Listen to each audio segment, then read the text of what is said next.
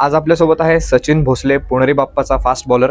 सचिन, प्लेऑफमध्ये जाणारी पुणेरी बाप्पा ही दुसरी टीम आहे फक्त यावर्षी. काय भावना ड्रेसिंग रूममध्ये काय वाटते लोकांना? खूप खुश आहेत. लास्ट इयर आम्ही थोडं लवकर एलिमिनेट झालं होतं, बट खुश आहे. आणि नॉर्मल ना.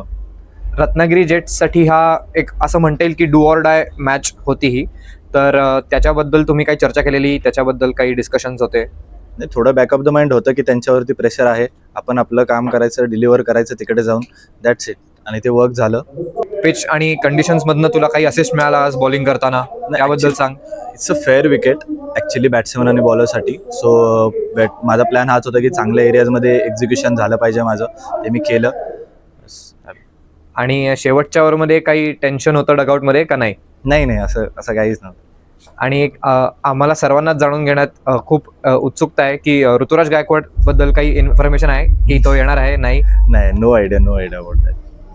आणि एक ओव्हरमध्ये आता 5 रन बाकी होते. तू पण मागच्या वेळेस जेव्हा बॉलिंग टाकतो मला आठवतं 1 ओव्हर 9 का 10 रन बाकी होते, तेव्हा तू डिफेंड केलेले.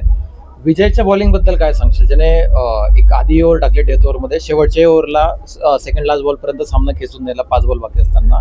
किती प्रेशर असतं बॉलरवर आणि एक्झिक्यूट करणं किती कठीण असतं? पिचूदाला मी खूप आधीपासून फॉलो करतोय, कारण मी पण आधी टेनिस क्रिकेट खेळायचो आणि आम्ही सेम डिस्ट्रिक्टकडून बिलॉंग करतो तिकडे. So he is a legend.